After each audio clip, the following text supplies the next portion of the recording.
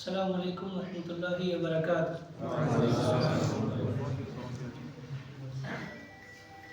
بسم اللہ الرحمن الرحیم۔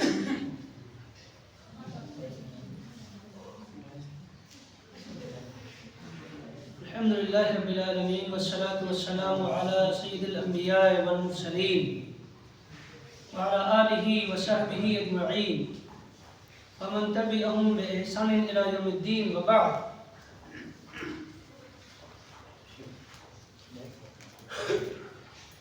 قال اللہ تبارک وتعالی فی کلامہ المجید اعوذ باللہ من الشیطان الرجیم بسم اللہ الرحمن الرحیم۔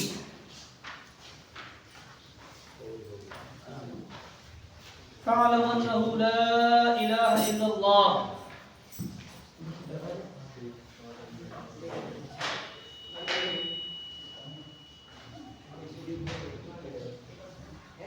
معزز علماء کرام،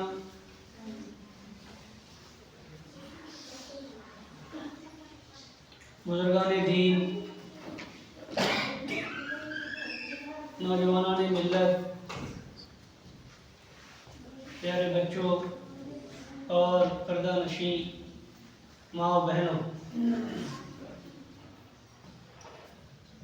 اللہ رب العالمین کا یہ شکر و احسان ہے کہ اس نے ہمیں ایک دینی مجلس میں حاضر ہونے، شرکت فرمانے کا موقع عطا فرمایا۔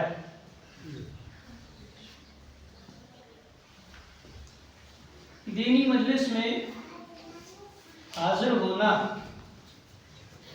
اور وہاں حاضر ہو کر اللہ اور اس کے رسول صلی اللہ علیہ وسلم کی باتوں کو سننا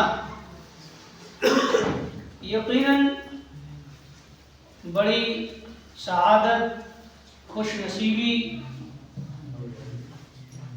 کی بات ہے، اور بڑے خوش نصیب ہیں وہ لوگ جنہیں اللہ رب العالمین یہ موقع عطا کرتا ہے، یا جنہیں وہ چن لیتا ہے اپنے اور اپنے حبیب حضرت محمد صلی اللہ علیہ وسلم کی باتوں، ان کے تذکرے اور ان کے ذکر کو سننے کے لیے۔ وہ لوگ بڑی قسمت اور نصیبے والے ہوتے ہیں، اور اللہ رب العالمین انہیں منتخب فرماتا ہے، چنتا ہے۔ بہت سارے افراد ہیں اپنے گھروں میں بیٹھے ہوئے ہیں، ادھر ادھر مصروف ہیں، حاضر نہیں ہیں۔ اللہ رب العالمین نے آپ کو اپنی مصروفیتوں سے وقت نکال کر ایک دینی مجلس میں اللہ اور اس کے رسول صلی اللہ علیہ وسلم کی باتوں کو سننے، ان کے تذکرے کو سننے کا یہ موقع دیا، تو یہ ہمارے اور آپ کے لیے خوش قسمتی کی بات ہے۔ اس پر ہمیں اللہ رب العالمین کا شکریہ ادا کرنا چاہیے کہ اس نے ہمیں یہ موقع دیا، اور کوشش کرنی چاہیے کہ ایسے موقعوں سے ہم زیادہ سے زیادہ فائدہ اٹھائیں۔ میں اور آپ حضرات کے سامنے آیا ہوں تو جیسے عام طور پر رسمی خطابات اور تقریریں ہوتی ہیں، اس طرح سے رسمی تقریریں اور خطابات کی طرح کوئی تقریر کرنے اور بہت شعلہ بیاں خطاب کرنے کی میں حاجت محسوس نہیں کرتا، اور چاہتا یہ ہوں کہ میں آپ حضرات سے کچھ باتیں دین اسلام کی گفتگو کے انداز میں کروں، تو آپ حضرات بھی بیچ بیچ میں میرا ساتھ دیتے رہیں۔ اگر میں آپ حضرات سے کچھ پوچھوں، کچھ چیز معلوم کرنا چاہوں، آپ سے جانکاری لینا چاہوں، اپنے علم میں اضافہ کرنا چاہوں، تو آپ حضرات بھی اپنی طرف سے جواب عنایت کر دیں، تو ایک تھوڑا سا ماحول ذرا ایسا بن جائے جیسے کلاس میں ہوتا ہے تو سیکھنے کی نیت سے ہم اور آپ یہاں انشاءاللہ العزیز بیٹھیں۔ اچھا ایک بات اور تمہیدی طور پر میں بیان کرتا ہوں اپنے اصل موضوع کو شروع کرنے سے قبل، کہ دیکھیے دینی پروگراموں میں حاضری کا مقصد اپنا طے کرنا چاہیے کہ دینی پروگرام میں حاضری کا ہمارا مقصد کیا ہے۔ جیسے بہت دفعہ دینی پروگرام، معاف کیجیے گا، کچھ لوگوں کی وجہ سے دینی پروگرام بھی بہت جگہ جو ہے وہ انٹرٹینمنٹ کا ایک ذریعہ ہو کر کے رہ گئے، تو بڑی ایسے قصہ گو واعظین مقررین اور بڑا کر کے اور بڑے تام جام کر کے محض جو ہے وہ یہ دیکھا جاتا ہے کہ بھیڑ کتنی اکٹھی ہوئی، تقریر کتنی دھواں دھار ہوئی، اور اس کے بارے میں کیا کہا، اس کے بارے میں کیا کہا گیا، اور پھر لوگ ایک دوسرے سے میل ملاپ کر کے چلے جاتے ہیں، حاصل کیا ہوا اس پر غور نہیں کرتے۔ تو وہ اس سے تھوڑا سا نکل کر مقصد سوچیں گے، وہ اتنا بڑا سیٹ اپ ہے، پیسہ بھی خرچ ہوگا،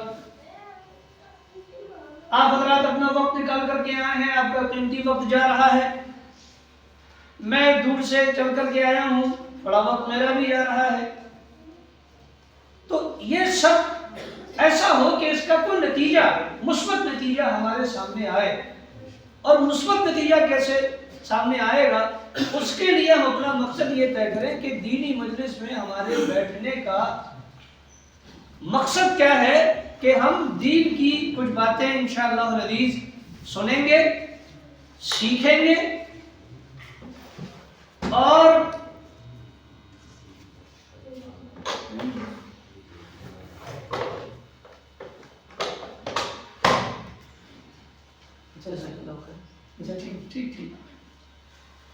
سیکھیں گے انشاءاللہ العزیز اور سدھار کی کوشش کریں گے۔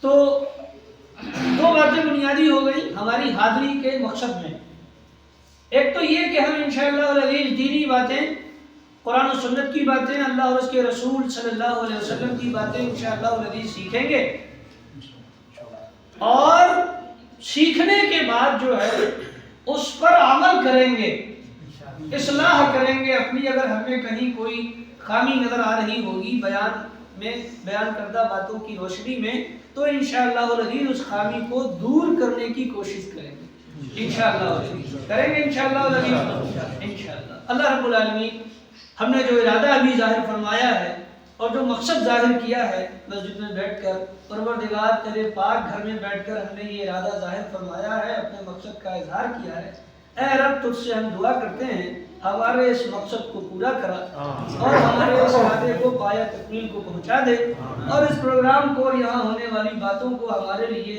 علم اور عمل کے اعتبار سے مفید بنا دے۔ آئیے بات کرتے ہیں اب عنوان کے حوالے سے۔ جو عنوان ہے وہ یہ کہ وہ علم جس کا حاصل کرنا ہم سب لوگوں پر واجب، ضروری اور فرض ہے۔ کیا واجب، ضروری، فرض؟ کون سا علم ہم پر جو ہے واجب اور ضروری اور فرض ہے، یہ ہمیں جو ہے وہ جاننا ہے آج کے اس پروگرام میں۔ تو مختصر طور سے اس کو جاننے کی کوشش کریں گے، بعض باتیں ذرا تفصیل سے کہی جائیں گی انشاءاللہ العزیز۔ تو دیکھیے پہلے یہ بات سمجھ لیں کہ قبر میں انسان سے کتنے سوال ہوں گے؟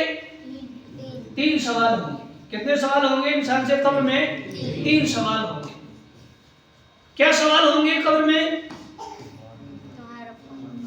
من ربو کا، وما دینو کا، اور من نبیو کا۔ یا بعض روایتوں میں اسے کہا گیا کہ ماذا تقول بہذا الرجل، ان محمد صلی اللہ علیہ وسلم کے بارے میں تمہارا عقیدہ کیا ہے، یہ پوچھا جائے گا۔ اس کو سیدھے سمپل کر کے یہ کہہ دیا گیا کہ من نبیوں کا، تمہارے نبی کون ہیں۔ یہی بات کہ تمہارے نبی کون ہیں، یہی بات بعض حدیثوں میں یوں کہی گئی ہے کہ سوال یہ ہوگا کہ ان محمد صلی اللہ علیہ وسلم کے بارے میں تمہارا عقیدہ کیا ہے، اپنے عقیدے کا اظہار کرو۔ تو تین باتیں ہو گئی۔ 3 سوال ہو گئے. ایک تو رب کون ہے، یہ سوال ہے قبر میں جو ہوگا. دوسرا سوال دین کیا ہے، اسلام. تیسرا سوال یہ کہ تمہارے نبی کون ہیں. محمد صلی اللہ علیہ وسلم.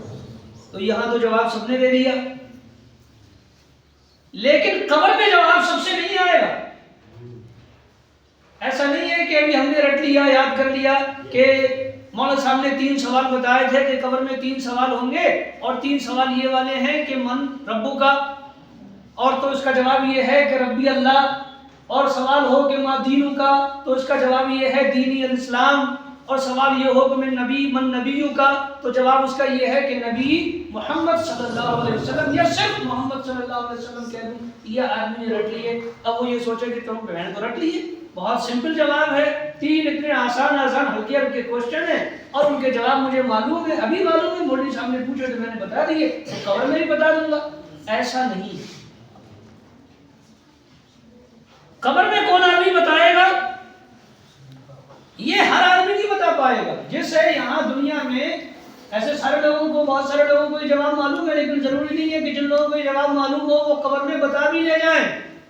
قبر میں وہ لوگ بتلائیں گے جنہوں نے اپنی دنیا کی زندگی میں ان 3 سوالوں کو صحیح طور سے سمجھا ہوگا.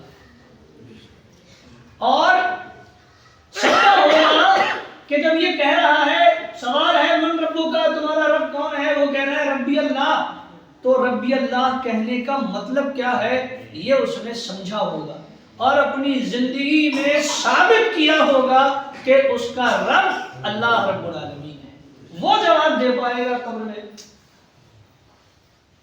ایسے ہی سوال ہوگا کہ ما دینوں کا، تمہارا دین کیا ہے.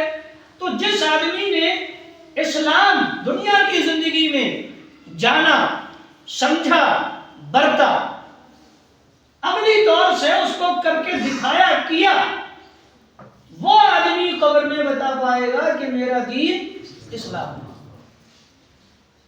اور جب یہ سوال ہوگا کہ من نبیوں کا، تمہارے نبی کون ہیں، تو جس آدمی نے نبی آخر الزمان، شفیع المذنبین، احمد مجتبی، محمد مصطفیٰ صلی اللہ علیہ وسلم کی ذات گرامی مبارکہ مطہرہ مقدسہ پر دنیا کی زندگی میں ایمان رکھا ہوگا، اور آپ کے ایمان کے تقاضوں کو سمجھا ہوگا.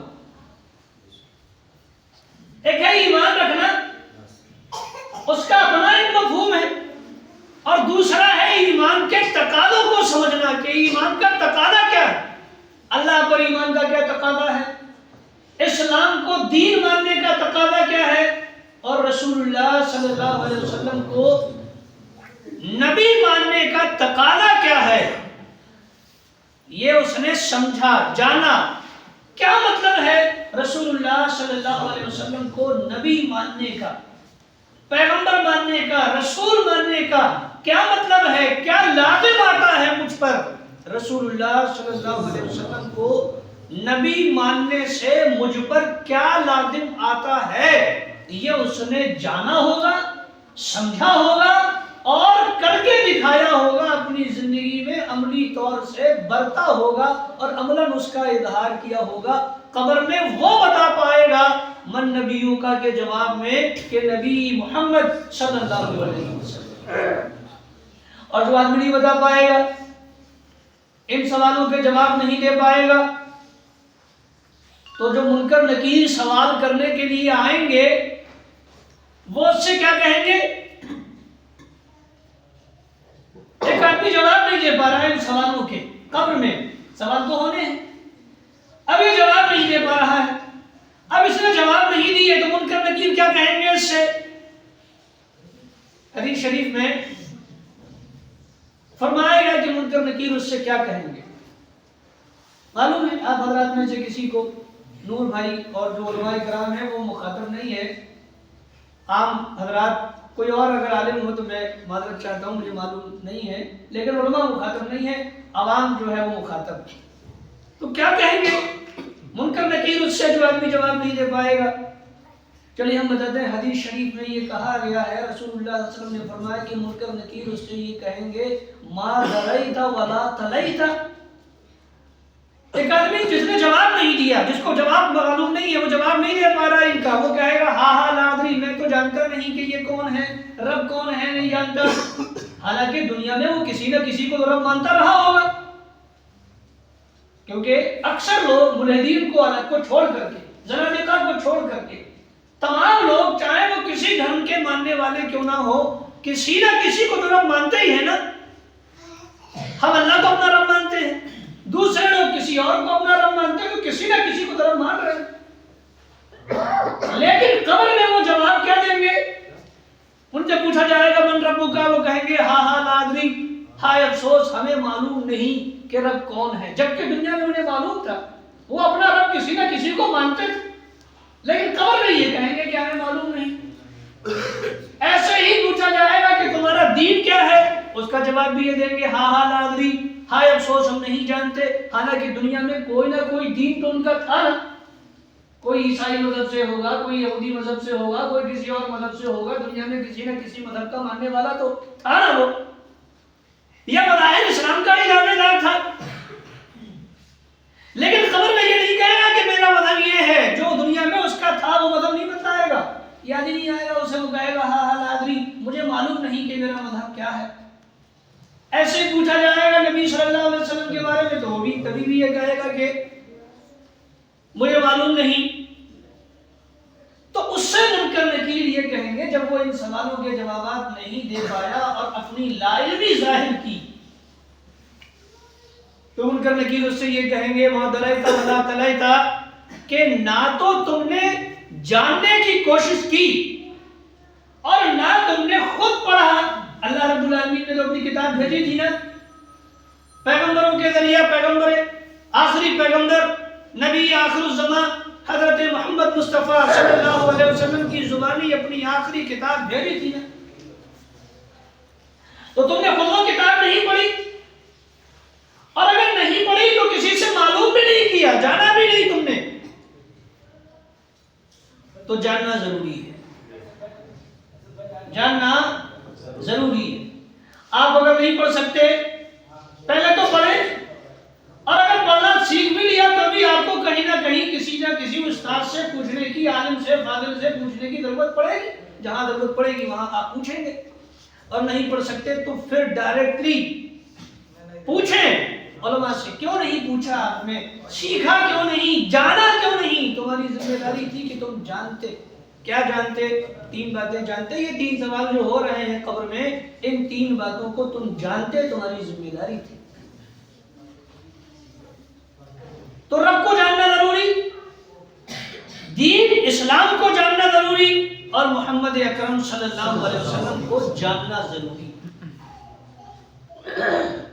ہم یہاں بات تھوڑی تفصیل سے ذرا رسول اللہ صلی اللہ علیہ وسلم کے بارے میں کرتے ہیں۔ رسول اللہ صلی اللہ علیہ وسلم آخری پیغمبر ہیں اللہ رب العالمین کے۔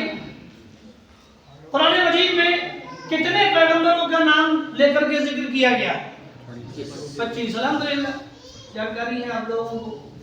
اور بہت سارے نبیوں کا بغیر نام کے ذکر کیا گیا، کچھ کا تذکرہ واقعات بیان کیے گئے، کچھ کے واقعات بیان نہیں کیے گئے۔ تو رسول اللہ صلی اللہ علیہ وسلم آخری پیغمبر، آپ کو آخری کتاب دی گئی، آپ کے بعد کوئی نبی آنے والا نہیں، نہ کوئی نبی آئے گا، نہ کوئی رسول آپ کے پاس میں آئے گا۔ رسول اللہ صلی اللہ علیہ وسلم آخری نبی، آخری پیغمبر ہیں، رہتی دنیا تک کے لیے، اور ہر ملک کے لیے، اور ہر انسان کے لیے، اور ساتھ میں جنات کے لیے۔ یہ رسول اللہ صلی اللہ علیہ وسلم کی خصوصیات، جو آپ کی بے شمار خصوصیات ہیں، ان میں سے ایک خاصیت یہ ہے کہ آپ تمام لوگوں کے لیے، جنات کے لیے اور انسانوں کے لیے، سب کے لیے نبی رسول بنا کر کے بھیجے گئے ہیں۔ یہ آپ کی خاصیت ہے۔ تو رسول اللہ صلی اللہ علیہ وسلم کو جاننے میں کیا شامل ہے؟ بنیادی طور پر رسول اللہ صلی اللہ علیہ وسلم پر ایمان لانا شامل ہے رسول اللہ صلی اللہ علیہ وسلم کو جاننے میں۔ جانتے ہیں آپ اپنے رسول، اپنے پیغمبر، اپنے محبوب، اپنے حبیب حضرت محمد مصطفیٰ صلی اللہ علیہ وسلم کو جانتے ہیں کیا آپ؟ جاننے میں یہ بھی شامل ہے کہ آپ ان کا نام جانیں، ان کی بایوگرافی جانیں، کہاں پیدا ہوئے، کب پیدا ہوئے، نبی کب بنائے گئے، کہاں نبی بنائے گئے، پہلی وحی کون سی اتری، کون سے دن نبی بنائے گئے، یہ باتیں معلوم ہونی چاہیے، معلوم ہوں گی سب کو۔ کئی سوالات میں نے کیے رسول اللہ صلی اللہ علیہ وسلم کے تعلق سے۔ ایمان ہے نا ہمارا رسول اللہ صلی اللہ علیہ وسلم پر؟ مانتے ہیں ہم نا کہ حضرت محمد مصطفیٰ صلی اللہ علیہ وسلم ہمارے نبی ہیں، ہمارے رسول ہیں، ان پر ہمارا ایمان ہے، یہ ہم مانتے ہیں۔ تو ایمان میں جاننا ضروری ہے کہ جانے آپ اپنے پیغمبر حضرت محمد مصطفیٰ صلی اللہ علیہ وسلم کو۔ تو جاننے میں ایک تو یہ کہ آپ کی بایوگرافی جانے، معلوم ہے بایوگرافی میں آپ کا نام، ابا جان کا نام، امی جان کا نام، کس قبیلے میں پیدا ہوئے، کہاں پیدا ہوئے، کس سن میں پیدا ہوئے، کس سن میں پیدا ہوئے،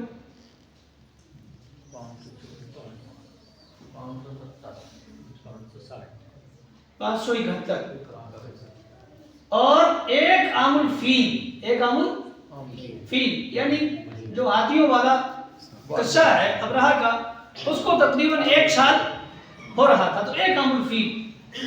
اور دن کون سا تھا؟ سوموار کا دن تھا۔ مسلم شریف کی روایت میں فرمایا کہ آپ سے پوچھا گیا کہ آپ سوموار کے دن کا روزہ کیوں رکھتے ہیں، کیوں رکھتے ہیں سوموار کے دن کا روزہ؟ آپ صلی اللہ علیہ وسلم سوموار کے دن کا روزہ رکھتے تھے۔ تو پوچھنے والوں نے پوچھا اللہ کے رسول صلی اللہ علیہ وسلم سوموار کے دن کا روزہ کیوں رکھتے ہیں؟ مسلم شریف کی روایت کے حوالے سے بات کر رہا ہوں۔ تو آپ نے سوموار کے دن کا روزہ رکھنے کی وجہ بتلائی۔ کیا وجہ بتلائی؟ ایک وجہ تو یہ بتلائی آپ نے کہ فیہ ولدت، اسی دن میری پیدائش ہوئی ہے، سوموار کے دن میری پیدائش ہوئی ہے، یہ وجہ بتلائی آپ نے۔ گو کہ آپ نے اپنی پیدائش کی وجہ سے جس دن آپ پیدا ہوئے تھے آپ نے اس دن کیا رکھا؟ روزہ رکھا۔ کس مناسبت سے؟ کہ میں اس دن پیدا ہوا ہوں، اور آپ صلی اللہ علیہ وسلم کا پیدا ہونا کوئی معمولی بات اس دنیا میں، آپ صلی اللہ علیہ وسلم کا آنا، ولادت آپ کی ہونا کوئی معمولی بات نہیں ہے، بہت بڑی نعمت ہے۔ رسول اللہ صلی اللہ علیہ وسلم کا اس دنیا میں آنا ہم مسلمانوں کے لیے بہت بڑی نعمت ہے، ایسی بڑی نعمت ہے کہ اس کا مقابلہ دنیا کی کوئی اور نعمت کر سکتی ہے کیا؟ نہیں کر سکتی۔ اسی لیے اللہ رب العالمین نے اپنی ساری نعمتوں کو، حالانکہ بہت ساری ہیں اس کی نعمتیں، اتنی ہیں کہ اللہ کی نعمتیں اگر گننا چاہو تو گن سکتے ہو؟ نہیں گن سکتے۔ وَإِن تَعُدُّوا نِعْمَتَ اللَّهِ فَلَا تُحْصُوهَا، یہ خود اللہ رب العالمین نے فرما دیا کہ ہم نے تم پر اتنی بے شمار نعمتیں کی ہیں کہ اگر تم گننا چاہو ہماری نعمتوں کو اپنے اوپر تو گن نہیں سکتے، شمار نہیں کر سکتے ہماری نعمتوں کا۔ ایک مثال سے سمجھے، جو سانس چل رہی ہے نا، سانس نعمت ہے اس کی، آپ جو آکسیجن لے رہے ہو نا نعمت ہے اس کی، اور کیسی بڑی نعمت ہے، اندازہ لگایا آپ نے کبھی؟ ذرا سانس لینے میں پریشانی ہو اور وینٹیلیٹر پر آدمی چلا جائے اور آکسیجن لگانی پڑ جائے تو کتنی مہنگی پڑتی ہے آکسیجن۔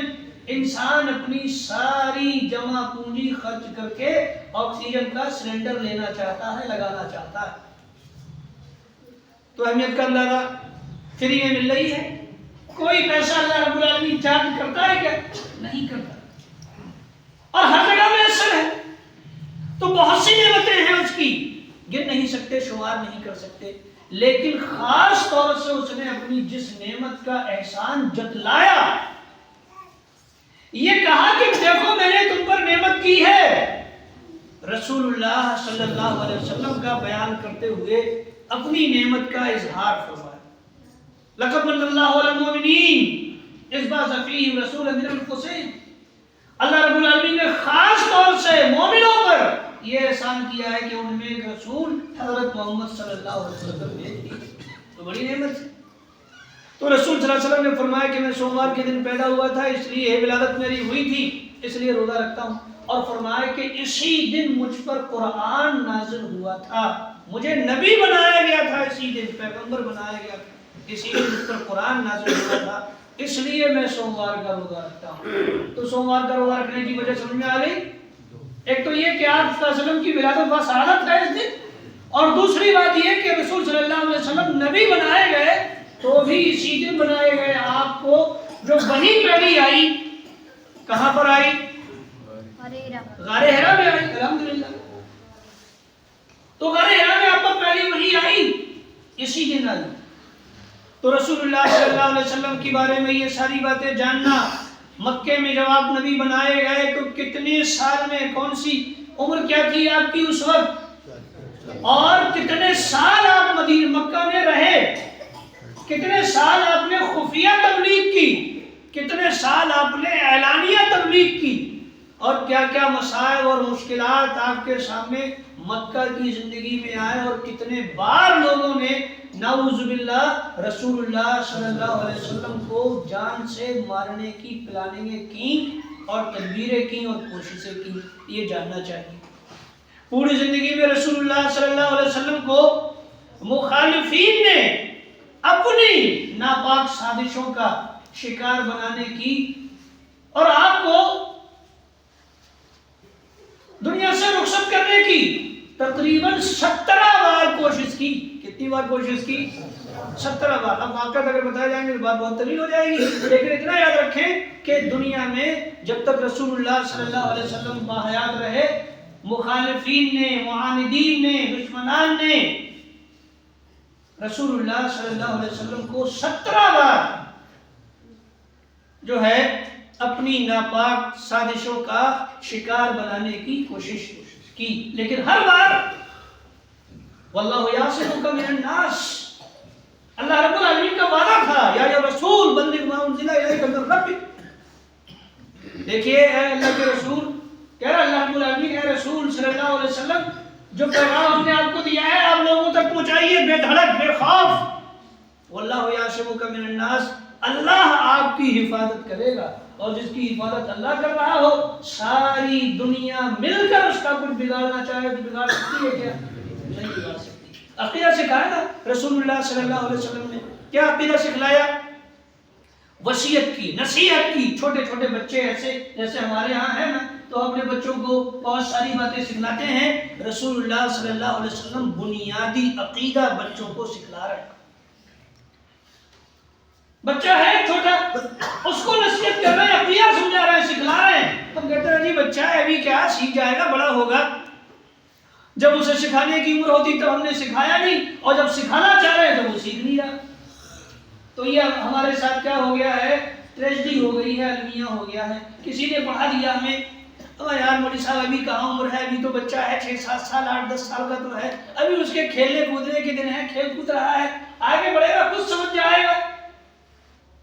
تو ہم جب اسے وہ 18-19 سال کا ہو جاتا ہے تب سمجھانے کی کوشش کرتے ہیں، جو اس کو سمجھانے کی عمر تھی اس میں سمجھایا نہیں۔ اب جب وہ سمجھنے کی عمر میں نہیں رہے گا تو اسے سمجھانے کی کوشش کر رہے ہیں۔ بعد میں مولوی صاحب کے پاس آتے ہیں، مولوی صاحب ذرا پانی دم کر دو۔ کیوں؟ ہمارا بچہ بڑا شرارتی ہو گیا ہے اور ایسی حرکتیں کرتا ہے، ویسی حرکتیں، نماز پہ توجہ نہیں، دین پہ توجہ نہیں، آپ کو ذرا دم درود کر دیجیے تو توجہ اس وقت دینی چاہیے۔ فرمایا عقیدہ کیا سکھایا رسول اللہ علیہ وسلم نے؟ فرمایا دیکھو بیٹے یہ بات جان لو، وَعَلَمَ أَنَّ الْأُمَّةَ لَوْ اجْتَمَعَتْ عَلَىٰ أَن يَنفَعُوكَ بِشَيْءٍ لَّن يَنفَعُوكَ إِلَّا مَا قَدْ كَتَبَ اللَّهُ لَكَ۔ یہ بات جانو کہ اگر ساری دنیا مل جائے تمہیں کوئی فائدہ پہنچانے کے لیے، تو ساری دنیا مل کر بھی کوئی تمہیں فائدہ نہیں پہنچا سکتی، صرف اتنے کے جتنا اللہ رب العالمین نے تمہارے لیے لکھ دیا ہے۔ وَعَلَمْ أَنَّ الْأُمَّةَ لَوْ اجْتَمَعَتْ عَلَىٰ أَن يَضُرُّوكَ بِشَيْءٍ، اور یہ بات بھی جانو کہ اگر ساری دنیا مل کر کے تمہیں نقصان پہنچانے کی کوشش کرے اور نقصان پہنچانا چاہے تو دنیا ساری مل کر تمہیں نقصان نہیں پہنچا سکتی مگر اتنا جتنا تمہارے نصیبے میں پروردگار نے لکھ دیا ہے۔ 1 انچ 1 سوت زیادہ نقصان پہنچانے کی حیثیت ساری دنیا میں نہیں ہے، مل کر کوشش کرے تب بھی اس کی حیثیت 1 انچ اور 1 سوت زائد نقصان پہنچانے کی نہیں ہے۔ تو رسول اللہ صلی اللہ علیہ وسلم نے یہ عقیدہ سکھلایا تو آپ کا بھی تھا۔ اللہ نے فرمایا واللہ یعصمک من الناس، اللہ آپ کی حفاظت کرے گا، تو ہر بار کوششیں ناکام ہوئی اور کبھی کوئی آدمی اپنی ناپاک سازش میں کامیاب نہیں ہو سکا۔ تو رسول اللہ صلی اللہ علیہ وسلم کے بارے میں آپ مدینہ میں کتنے سال رہے؟ مکہ میں کون سی سورت پہلے نازل ہوئی تھی؟ سورہ اقرا، الحمدللہ۔ مدینے میں کون سی سورت پہلے نازل ہوئی تھی؟ یہ لوگ کم جانتے ہیں۔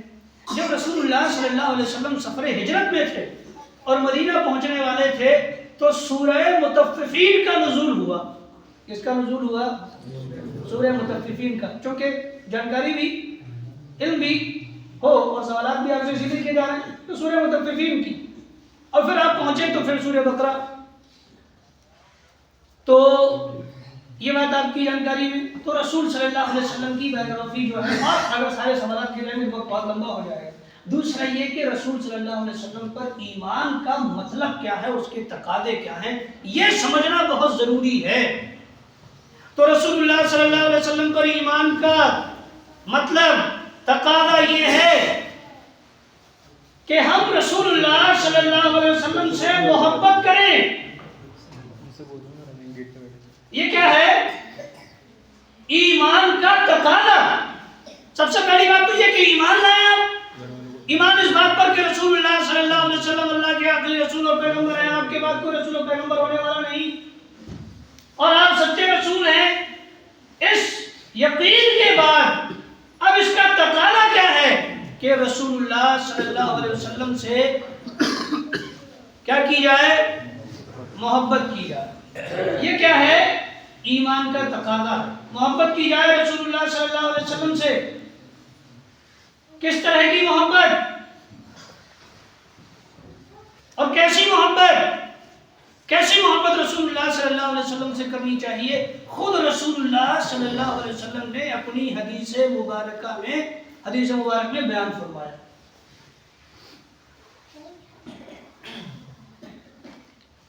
لا یؤمن احدکم حتی اکون احب الیہ من والدہ وولدہ والناس اجمعین۔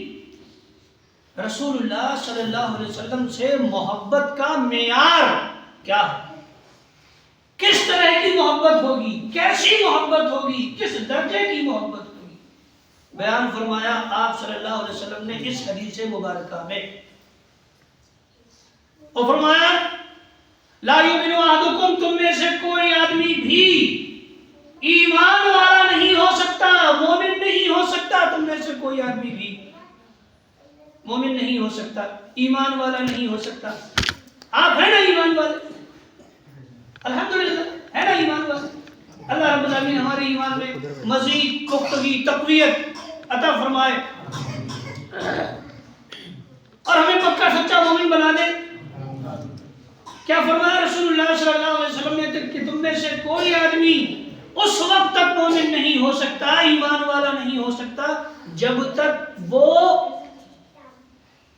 اپنے ماں باپ، اپنی اولاد اور دنیا کے تمام لوگوں سے زیادہ محبت مجھ سے نہ کرنے لگے، تب تک وہ ایمان والا نہیں ہو سکتا۔ کب تک نہیں ہو سکتا؟ ابھی حدیث بتائی نا، کب تک نہیں ہو سکتا ایمان والا؟ جب تک ساری دنیا، اور ساری دنیا میں کھول دیے کچھ، اولاد، اس لیے کہ انسان کو اولاد سے زیادہ محبت ہوتی ہے نا، وہ خود تکلیف برداشت کر لے گا لیکن اولاد کی تکلیف برداشت نہیں ہوتی۔ ذرا باپ سے پوچھو، ابھی جو یہاں نوجوان ہیں بغیر شادی شدہ، جن کی شادی نہیں ہوئی، بچے ہیں، انہیں لگتا ہے کہ باپ ہونا بڑا آسان ہے، ابا جان سے پوچھو کتنا مشکل ہے ابا جان ہونا، یا امی سے معلوم کرو کہ ماں ہونا کیسا کتنا مشکل کام ہے. جو ہماری بچیاں ہیں وہ دیکھیں تو بڑی محبت ہوتی ہے ماں باپ کو اپنی اولاد سے، اپنے سے بھی زیادہ محبت ہوتی ہے باپ کو اپنے بیٹے سے، اولاد سے، بیٹی سے.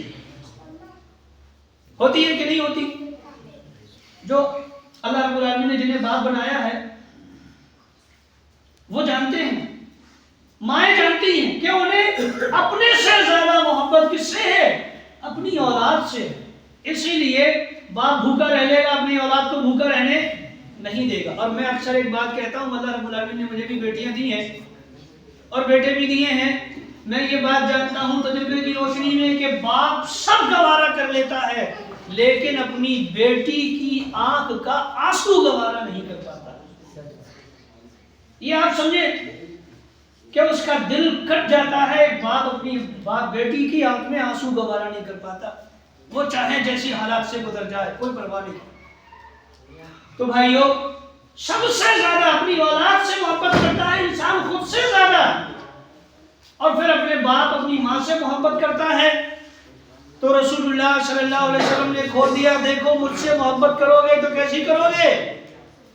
مولوی صاحب سے زیادہ محبت ہے آپ سے، رسول اللہ صلی اللہ علیہ وسلم سے سب سے زیادہ محبت کرتا ہوں میں، لیکن مجھے کس سے زیادہ محبت ہے؟ اپنی مسجد کے امام صاحب سے بھی محبت کرتا ہوں اور ان سے زیادہ محبت رسول اللہ صلی اللہ علیہ وسلم سے کرتا ہوں. لیکن اپنے بچوں سے زیادہ، اپنے ماں باپ سے زیادہ محبت رسول اللہ صلی اللہ علیہ وسلم سے نہیں کرتا. فرمایا ایمان والا نہیں ہے جب تک یہ اپنے بچوں اور اپنے ماں باپ اور دنیا کے تمام لوگوں سے، تمام لوگوں اس لیے فرمایا کہ بعض لوگ دنیا میں ایسے بھی ہوتے ہیں جن سے یہ محبت کر رہا ہوتا ہے اور دوسروں کو پتہ نہیں ہوتا. ہوتے ہیں نا کچھ لوگ ہمارے یہاں جوان بیٹھے ہوئے ہیں، دنیا میں کچھ لوگ ایسے بھی ہوتے ہیں کہ جن سے یہ محبت کر رہا ہے اور اوروں کو خبر نہیں ہے کہ یہ کسی سے محبت کر رہا ہے اور ان سے بہت گہری محبت کرتا ہے. یہ فرمایا رسول اللہ صلی اللہ علیہ وسلم نے دنیا کے تمام لوگوں سے زیادہ جب تک محبت مجھ سے یہ نہیں کرتا ایمان والا نہیں ہے. تو کیسا معیار ہے رسول اللہ صلی اللہ علیہ وسلم کی محبت کا کہ دنیا کی ہر چیز سے زیادہ. اور ایسا نہیں کہ کسی ایک وقت آپ کو محبت کرنی ہے، آج کرنی ہے کل نہیں کرنی، ساری زندگی آپ کو ایسی ہی محبت رسول اللہ صلی اللہ علیہ وسلم سے کرنی ہے اور خود سے زیادہ محبت کرنی ہے. حضرت عمر فاروق، آپ ذرا غور کریں کہ ہے کون یہ آدمی عمر فاروق رضی اللہ تعالی عنہ. ان کے ایمان میں کوئی شبہ ہے، شک ہے کیا؟ کوئی شک و شبہ نہیں، آسمان سے ان کے ایمان کی گواہی آئی ہے. جنت کی بشارتیں انہیں ملی ہوئی ہیں. اللہ رب العالمین نے پروانہ دے دیا رضی اللہ عنہ ورضوا عنہ کا، اللہ ان سے راضی ہے، سرٹیفکیٹ دنیا میں دے دیا. عمر فاروق سے نے کہا ایک دن رسول اللہ صلی اللہ علیہ وسلم سے کہ اللہ کے رسول صلی اللہ علیہ وسلم میں آپ سے دنیا میں سب سے زیادہ محبت کرتا ہوں سوائے اپنی ذات کے. تو رسول اللہ صلی اللہ علیہ وسلم نے کیا جواب دیا؟ جواب آیا ادھر سے، حضور نے یہی جواب ارشاد فرمایا کہ ابھی عمر تم ابھی کامل مومن نہیں ہو اور اس وقت تک کامل مومن نہیں ہو سکتے جب تک تم اپنی جان سے بھی زیادہ مجھ سے محبت نہ کرنے لگو. حضرت عمر فاروق نے فرمایا اللہ کے رسول صلی اللہ علیہ وسلم میں اپنی جان سے زیادہ آپ سے محبت کرتا ہوں. آپ نے فرمایا الآن یا عمر، اے عمر اب جا کے تم کامل مومن ہوئے ہو. تو مومن ہونے کے لیے ضروری کیا ہے کہ اپنی ذات سے بھی زیادہ رسول اللہ صلی اللہ علیہ وسلم سے محبت کی جائے. اور یہ محبت ایک وقت کی نہیں، ایک دن کی نہیں ہے، ہمیشہ کی ہے، ساری زندگی اور ساری عمر کی ہے. اور محبت کا معنی کیا ہے؟ تقاضا کیا ہے محبت کا؟ مطلب کیا ہے محبت کا؟ محبت کا مطلب یہ ہے، دیکھیے محبت ایک تو یہ کہ دل کے احساس کا نام ہے، دل کے احساس کا نام ہے محبت. محبت دل سے محسوس کی جاتی جاتی ہے زبان سے نہیں، اس زبان سے تو آپ اس کا اظہار کر سکتے ہیں. ہر آدمی اپنے دل کو ذرا ٹٹولے جو یہاں بیٹھا ہوا ہے، کیا اس کے دل میں رسول اللہ صلی اللہ علیہ وسلم کا نام سن کر اس کے دل میں تھوڑی ہلچل ہوتی ہے کیا؟ محبت کہاں محسوس کرے گا انسان؟ دل میں محسوس کرے گا. تو ہم کہیں کہ بولے صاحب ہمیں اللہ کے رسول صلی اللہ علیہ وسلم سے بہت محبت ہے، اور ہماری زبان تو کہہ رہی ہے محبت ہے لیکن دل میں کوئی احساس محبت کا ہے نہیں.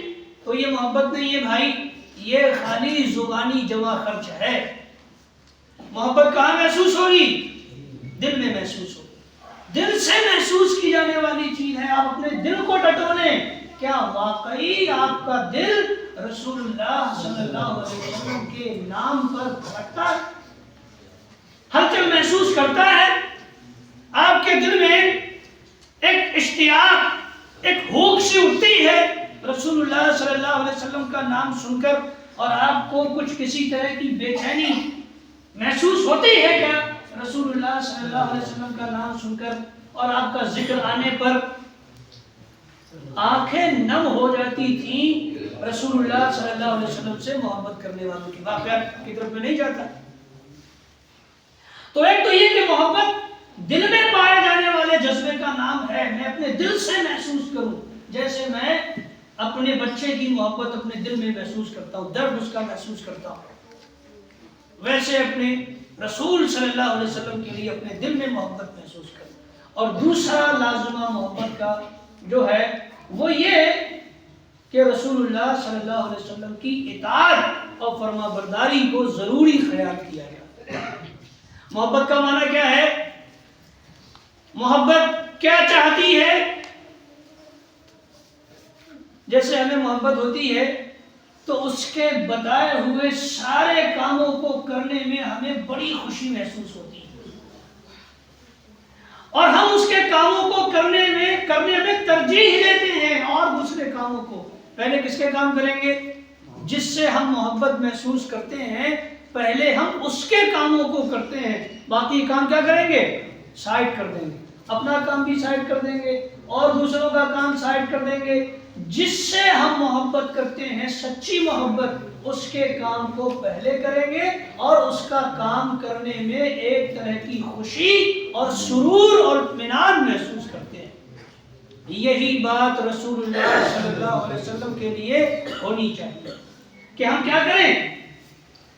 رسول اللہ صلی اللہ علیہ وسلم کی بات کو، آپ کی سنت کو، آپ کی حدیث کو سارے لوگوں پر کیا کریں؟ ترجیح دیں، فوقیت دیں، اور سب سے زیادہ ضروری سمجھیں رسول اللہ صلی اللہ علیہ وسلم کی بات پر عمل کرنا سب سے زیادہ ضروری سمجھیں. یہ ہے محبت کا تقاضا. اور جو ضروری سمجھ رہے ہیں کہ سب سے زیادہ ضروری ہے رسول اللہ صلی اللہ علیہ وسلم کی بات کو ماننا، اس کو مان کر کے دکھائیں، پورا کریں، اور پورا کرنے میں دلی سکون اور خوشی محسوس ہو ہمیں، تو یہ محبت ہے. اور ہمیں رسول اللہ صلی اللہ علیہ وسلم کی بات ماننی نہ ہو اور ہم مانے نہ، رسول صلی اللہ علیہ وسلم کی احادیث سن لیں، آپ کی سنت سن لیں، جان لیں، لیکن ہم اس پر عمل کرنے کے لیے تیار نہ ہوں. آگے ہم اپنے دل کو ہی رکھیں، آگے اپنے رسم و رواج کو رکھیں، آگے اپنے برادری کے قوانین کو رکھیں، اور رسول اللہ صلی اللہ علیہ وسلم کی سنت، آپ کی حدیث مبارکہ ایک طرف رکھی رہ جائے، تو یہ حدیث نہیں، یہ محبت نہیں ہے. رسول اللہ صلی اللہ علیہ وسلم نے ارشاد فرمایا لا یؤمن احدکم حتی یکون ھواہ تبعا لما جئت بہ. تم میں سے کوئی آدمی مومن اس وقت تک نہیں ہو سکتا جب تک کہ اس کی خواہشات میرے لائے ہوئے دین، میری شریعت، میری سنت کے تابع نہ ہو جائیں.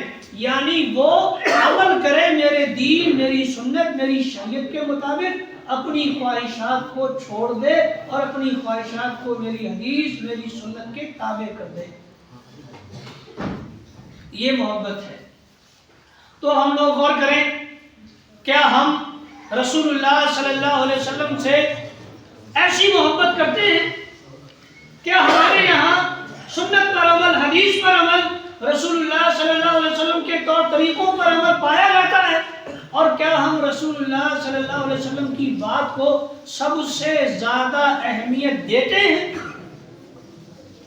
نہیں دیتے۔ کوئی اپنے بڑوں کی بات کو اہمیت دے رہا ہے، کوئی کسی کی بات کو اہمیت دے رہا ہے، کوئی کسی کی بات کو اہمیت دے رہا ہے۔ غرض یہ کہ ہم نے جو لوگ بڑے بڑا رکھے ہیں ان کی باتوں کو اہمیت دے رہے ہیں، اپنے رسم و رواج کو اہمیت دے رہے ہیں، اپنے برادری اور خاندان کے طور طریقوں کو اہمیت دے رہے ہیں۔ رسول اللہ صلی اللہ علیہ وسلم کے طور طریقوں، آپ کی سنت کو، آپ کی حدیث کو ہماری زندگی میں اہمیت حاصل نہیں ہے، اور کہتے ہم یہ ہیں کہ ہمیں دعویٰ یہ ہے کہ ہمیں رسول اللہ صلی اللہ علیہ وسلم سے محبت ہے۔ اب بات ذرا تلخ کروں گا بھائیوں، رسول اللہ صلی اللہ علیہ وسلم سے محبت ہے نا؟ ابھی دیکھو یہاں کوئی آدمی وراٹ کوہلی کا فین ہو یا کسی فلمی ایکٹر کا فین ہو، کئی سارے خان صاحب فلمی دنیا میں ہیں اور ان خان صاحبوں کے فین اور دوسرے صاحبان کے مقابلے میں کہیں زیادہ ہیں، تو اگر کسی خان صاحب نے پھٹی ہوئی پینٹ یہاں سے پہن لی تو ان کا فین اگلے دن سے اسی طرح کی پینٹ پھٹی ہوئی پہنتا ہوا پھرے گا۔ اور آج کل ہمارے یہاں جوانوں میں داڑھی بڑھانے کا رواج ہو گیا نا، دیکھ رہے ہیں نا داڑھی رکھ رہے ہیں نوجوان ہمارے یہاں، کیوں رکھ رہے ہیں بھائی یہ داڑھی؟ انہیں سنت رسول سے بہت محبت ہو گئی آج کل، اور انہیں رسول صلی اللہ علیہ وسلم کی حدیث یاد آ گئی کہ داڑھی بڑھانا جو ہے وہ ضروری ہے، اس لیے آج کا زمان رکھ رہا ہے داڑھی کے، اس لیے نہیں رکھ رہا بھائی، اس لیے رکھ رہا کہ وراٹ کوہلی کی داڑھی ہے اور یہ اس کا فین ہے، یا کسی فلمی ایکٹر نے جو ہے وہ داڑھی رکھ لی، فواد خان کی داڑھی تھی، یا کسی اور نے جیسی داڑھی رکھ لی، اور نعوذ باللہ ثم نعوذ باللہ داڑھی جیسی سنت کا جو مذاق ہمارے یہاں لوگ رکھنے میں بنا رہے ہیں، اس کی تلاش خلاص، اور ہمارے جوانوں نے جو اس کو اختیار کرنا شروع کر دیا ہے، عجیب سا ماحول ہے۔ مولوی صاحب حدیثیں سناتے رہے کہ رسول صلی اللہ علیہ وسلم کی بھری ہوئی داڑھی تھی اور آپ نے تمام عمر اپنی داڑھی کبھی نہیں کاٹی، اور حدیث مبارکہ ہیں داڑھی کے سلسلے میں 20 آپ نے حکم دیا، نہیں رکھتے تھے کہ ایک بار کسی ایک ناٹک، کسی ایک سیریل، کسی ایک فلم میں اس نے داڑھی رکھ لی، ایک بڑی تعداد داڑھی رکھنے پر آ گئی، کیوں؟ فین ہیں ان کے، تو رسول اللہ صلی اللہ علیہ وسلم کے فین نہیں ہو آپ؟ پینٹ پائجامہ کہاں رکھتے ہیں؟ ٹکنوں سے نیچے، اور اب کچھ لوگ اونچی پینٹیں پہننے لگے ہیں، ہمارے یہاں نوجوانوں میں فیشن آ گیا ہے اونچی پینٹ پہننے کا، آ گیا کہ نہیں آ گیا نوجوانوں؟ ہے نا فیشن اونچی، کیا بولتے ہیں اس کو، کچھ شارٹ کوٹ کر کے کہتے ہیں، کیسا نام لیا اس کا، ہاں کیپری ویپری، اس کو پہن رہے ہیں۔ تو یہ کیوں پہن رہے ہیں؟ ابھی اتنے دنوں تک مولوی صاحب ممبر سے کہتے تھے کہ جو ٹخنے سے نیچے لباس ہوگا وہ جہنم میں جائے گا، اور بھائی ٹخنے سے نیچے لباس رکھنا حرام ہے، ٹخنوں سے اوپر پہنو، کوئی نہیں پہننا تھا۔ یہ بتا رہے تھے کہ رسول اللہ صلی اللہ علیہ وسلم کی سنت ہے، حدیث ہے، آپ نے کہا ہے، حکم دیا ہے، صرف سنت نہیں، آپ نے کیا دیا ہے؟ حکم دیا ہے کہ ٹخنوں سے اوپر مرد کا لباس مت، عورتوں کا نہیں۔ ابھی ہمارے یہاں الٹا رواج ہے، عورتوں کا بھی اب جو ہے الگ طرح کا فیشن اختیار کر لیا ہے۔ ابھی نوجوانوں کی بات کر رہا تھا میں کہ انہوں نے کیا کیا، پہلے نیچی نیچی پینٹیں پہنتے تھے، اب جب انہوں نے دیکھا کہ مولوی صاحب نے تو بہت حدیثیں سنائی اور حکم بتایا رسول صلی اللہ علیہ وسلم کا، کسی کے کان پہ جوں نہیں رہیں گی، کسی ایک صاحب نے کسی ایک جگہ، ایک سیریل، ایک فلم میں وہ ذرا کیپری پہن لی، کتنے لوگوں نے کیپری خرید لی، اب سب پہنے گھوم رہے ہیں، کسی کو ٹخنے کھولنے میں آر محسوس نہیں ہو رہی ہے، پہلے شرم آتی تھی۔ تو کس کے طریقوں سے محبت کر رہے ہو بھائی؟ رسول اللہ صلی اللہ علیہ وسلم کے طریقوں سے محبت ہے کیا؟ نہیں ہے ہمارے نوجوانوں کو، ہم کو، مسلمانوں کو، کہتے تو ہیں ہمیں محبت ہے رسول اللہ صلی اللہ علیہ وسلم سے۔ اور ایک بڑی بات آپ کو بتلاؤں، ایک بڑا طبقہ مسلمانوں میں ایسا ہے جو محبت رسول صلی اللہ علیہ وسلم کے نام پر پروگرام کر رہا ہوتا ہے۔ اور مسجد کے باہر کھڑا رہتا ہے، اذان ہو جاتی ہے، اقامت ہو جائے گی، جماعت ہو جائے گی، سب ہو جائے گی، یہ باہر ہی کھڑا رہے گا، دھوپ دھڑاکا کرتا رہے گا، ڈھول تاشے کرتا رہے گا اور محبت رسول کے گن گاتا رہے گا، ترانے گاتا رہے گا اور نماز پڑھنے نہیں آئے گا۔ بھائی یہ کون سی محبت ہے؟ اپنی رسول اللہ صلی اللہ علیہ وسلم کی پوری زندگی میں چیلنج، پوری زندگی میں کوئی ایک وقت ایسا دکھاؤ کہ رسول اللہ صلی اللہ علیہ وسلم نے کسی ایک وقت کی نماز چھوڑ دی ہو۔ کوئی ایک وقت دکھاؤ، ہے کوئی ایک وقت جس میں رسول اللہ صلی اللہ علیہ وسلم نے چھوڑ دی ہو، نماز نہ پڑھی ہو؟ قضا ہو گئی بعض مواقع پر کہ ایسے سکالات آ گئے کہ جنگ کا ماحول ہے تو قضا ہو گئی بعض نمازیں، اکا دکا ایک آدھ بار، لیکن ساری زندگی آپ نے کبھی نماز چھوڑی نہیں۔ اور فرائض تو دور کی بات ہے، جو نوافل آپ پڑھتے تھے وہ نوافل آپ نے اپنی ساری زندگی نہیں چھوڑی۔ تہجد پڑھتے تھے نا آپ، نفل ہے ہمارے اور آپ کے لیے، ساری زندگی رسول اللہ صلی اللہ علیہ وسلم نے تہجد نہیں چھوڑی۔ تو محبت رسول کا ادھر یہ راگ آپ رہے ہیں، اور نماز جس کے بارے میں حضور نے فرمایا کہ قرۃ عینی فی الصلاۃ، میری آنکھوں کی ٹھنڈک ہے نماز، اسے چھوڑنا ہے، یہ کوئی محبت ہے رسول صلی اللہ علیہ وسلم سے؟ محض دکھاوا۔ تو وہ بھی، اور ہمارے یہاں مسلمانوں نے جو کچھ کر رکھا ہے محبت رسول سے دعوے کے باوجود بدعملی کا جو مظاہرہ ہے، ہماری شادی بیاہ دیکھیے ہو رہی ہے کیا رسول اللہ صلی اللہ علیہ وسلم کے طریقے پر؟ آیت کون سی پڑھیں گے؟ آیت یاد ہے نا مولوی صاحب؟ کون سی آیت پڑھتے ہیں؟ لقد کان لکم فی رسول اللہ اسوۃ حسنہ۔ کیا ہے رسول اللہ صلی اللہ علیہ وسلم میں آپ کے لیے؟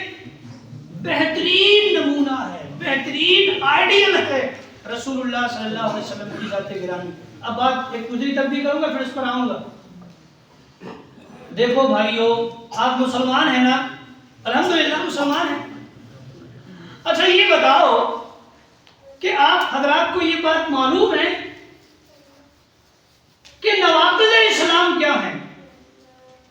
وہ امور کیا ہیں جن کی وجہ سے اسلام ختم ہو جاتا ہے، ٹوٹ جاتا ہے، آدمی مسلمان نہیں رہ جاتا؟ کچھ امور ہیں ایسے نا؟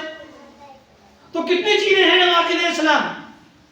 ایک مسلمان کو معلوم ہونا چاہیے کہ اس کا اسلام کہاں تک سلامت ہے اور کیا کرنے سے اس کا اسلام اب کیا ہو رہا ہے، خطرے میں جا رہا ہے۔ یہ بات ایک مسلمان کو معلوم ہونا چاہیے۔ علماء اسے نواقض اسلام کا نام دیتے ہیں۔ تو نواقض اسلام کتنے ہیں بھائیو؟ 10 ہے۔ الحمدللہ کوئی سب پیچھے بیٹھے، اچھی جانکاری ہے انہیں، اللہ مزید ان کے علم میں اضافہ فرمائے اور آپ لوگوں کے بھی علم میں اضافہ کرے اور عمل کی بھی سعادت بخشے۔ تو عورتیں خواتین بھی اوپر بیٹھی ہیں، ماں بہنیں، وہ بھی جانکاری اپنے ذہن میں رکھیں یہ بات کہ نواقض اسلام 10 ہیں۔ ان میں ایک بات یہ بھی ہے کہ رسول اللہ صلی اللہ علیہ وسلم کے طور طریقے، آپ کی شریعت، آپ کے قانون اور آپ کی سنت سے بہتر کسی اور قانون، کسی اور طور طریقے کو سمجھنا۔ یہ بڑی سخت بات کہہ رہی ہے حضرات۔ آپ اگر توجہ رکھیں اور آپ اس بات کو سمجھیں، میں مزید اور دوسرے الفاظ میں یہ بات ابھی نہیں کہوں گا، درس چلتے رہیں گے تو انشاءاللہ بات آئے گی۔ تو ہم کیا کر رہے ہیں؟ میں اب رسول اللہ صلی اللہ علیہ وسلم کے طور طریقے کو بہتر سمجھتے ہیں کیا؟ زبانی طور پر سمجھتے ہیں بہت سے لوگ، اور بہت سے لوگ زبانی طور پر بھی نہیں سمجھتے۔ مسلمانوں میں کچھ لوگ لبرل ہو گئے ہیں، آزاد خیال، ماڈرن، ترقی پسند، کیا وہ صاحب گھسی پٹی روایات۔ اب یہ زمانہ نہیں رہ گیا، زمانہ بہت دوسرا ہو گیا۔ اس زمانے کی باتیں اس زمانے کے ساتھ نہیں چل سکتی۔ کیوں بھائی؟ نبی جو آپ کو نبی دیے گئے ہیں وہ کس زمانے کے نبی تھے؟